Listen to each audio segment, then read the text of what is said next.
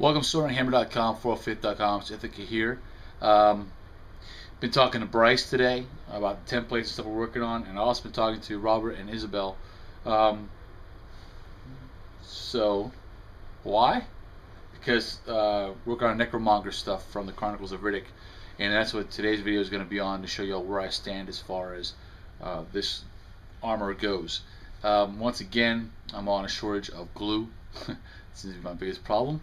So I'll show you where I'm at so far. Some of the things I have to order or have ordered. So there's some primary things. One is the boots.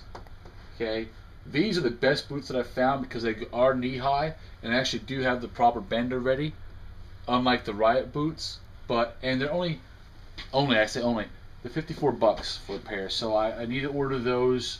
My wife will order those shortly. Can't really see too well, but these are little spikes, 3/8 inch spikes, and they're going to be used on the gloves, on the armor for the hand.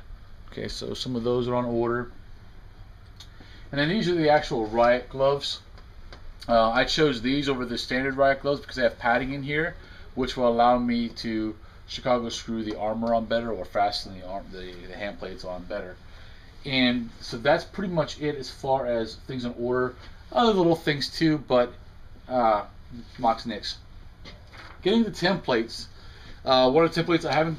This is the hand plate I just designed, or hand plates that I just designed today. Sent them off to Bryce. The spikes will go right here in the center of these knuckles.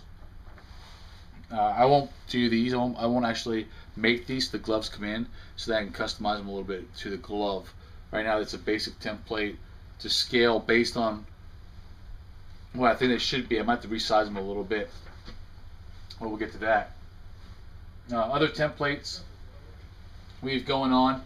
So another one I created, which is the backpack, the back torso template. I did not add the shoulder region. This is the top here, base of the neck. So I didn't put the shoulder straps on yet. So this is still a work in progress, but we do have the back template in. Other templates that are required are the boot templates, but I'm not gonna make those. I'll probably scratch build those or make them once the actual boots come in. I bring this up, and this is what I talked to Robert and Isabel about. They're actually gonna make my helmet for me because there is not. I haven't seen one anyway. I haven't found one. I've been looking. There isn't a PEP file for the Necromonger infantry helmet. So, well, actually, they say it's the elite helmet according to where I found it. But I'm okay with foam, but I don't have Robert's technique of making a nice rounded dome out of foam. He showed me his basic templates today. We got a little video. I talked to them on Skype, and it was a lot of fun. Learned a lot of stuff, so it was pretty cool. So that's gonna be made by a person. Well, I made a whatever. I brain fart.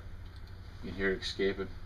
Alright, so now I'm going to cover some of the parts that I do have and show you where they go and how they fit.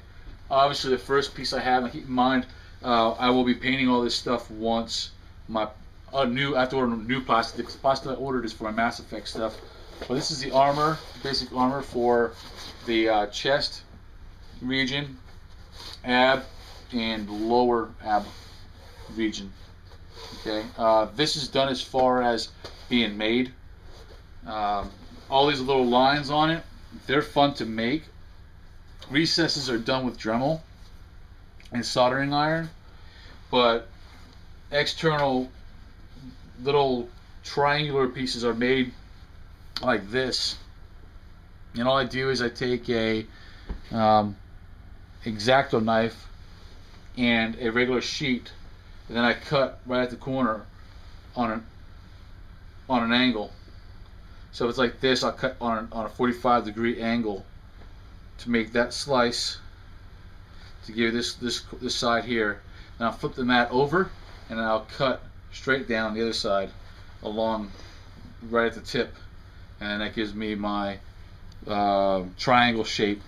And then when I put them on, I glue them on, and then I take a Dremel and I level them down some and then remake the sides a little bit better and make them to the size they need to be. It's a lot of fun. That's why I need glue. So that's done. Now the face, I love this, and if I don't make, if I get Robert to make the actual face piece on the helmet when I get it, then so be it, but I had to make this anyway. I don't even know if I'm wearing it centered or not, but I love this freaking mask.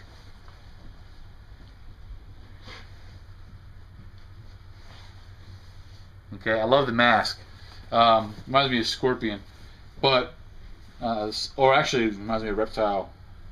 So that's made for the mask already. But all right, more into depth here. The cod section, the cod piece, I have all my lines drawn already. I've scored and I already have it shaped. All those pieces will get super glued on, and then I have to jumble them all down and size them up. But that's my cod section. Dude, why look at my junk? So that's the side section, or cod groin section. This is the hip pieces. If you look at the image, it looks like two separate pieces, but my wife pointed out it's probably one piece, and it's connected in the center, and it just wraps around. The front and the back's got a slight curve to it on the back side rather than straight up and down like the front does. Plus the front curves a little bit versus the back being straight right here. So all this is, it sits right like this. And this is the side pouch, or side pieces, the hip pieces that hang down. This is actually done. Minus the painting, of course, the weathering, the painting, and texturing. But there is no strips on this, so that's done. Both of those, along with my Insanity. These right here. These are the shoulder pieces here. And you can see the fronts. Actually, it goes like this. The fronts have a slight curve, comes straight down, a slight bend, and versus the back, it's a 45 up and a 45 back up here. So it's C-shaped or whatever on the back. It's different on both sides, but they'll get mounted right like so underneath the shoulder armor. Those are the biceps. I have both of those done. There's no other texturing to that as far as lines go. And the way these all get mounted and strapped on is this will have like a 4-inch Velcro elastic that goes from here to the other side. That's black as well, so it blends in. Next is I have one of the gauntlets actually done, and one is prepped, ready for the striping. I have all my holes made for my Chicago screws. But gauntlets go on like so. And they go up a little bit above the normal wrist area. And then the hand plates go on here, obviously. They get mounted with Chicago screws on the actual glove that comes up to about here. Stand by. No problem, man. You can come in. No. You can come in. I'm knocking on my door. And then you got the shin portion here, which is made to go prepped without the lines. Actually, I drew the lines on, but I got to put the line details actually on them. But these are the shins that actually get mounted to the riot boots once the riot boots come in. And then the fun part, the template that we have for this needs a lot of modification. It's actually the shin, or correctly, the thigh portion. You have your inner knee and then the outer knee, and then the inner sits in a lot closer. And then I have all the details drawn on. I just got to take the foamies and put the actual details on them. And this is held on the same way with an elastic that goes around, and then it gets textured and weathered and all that good stuff.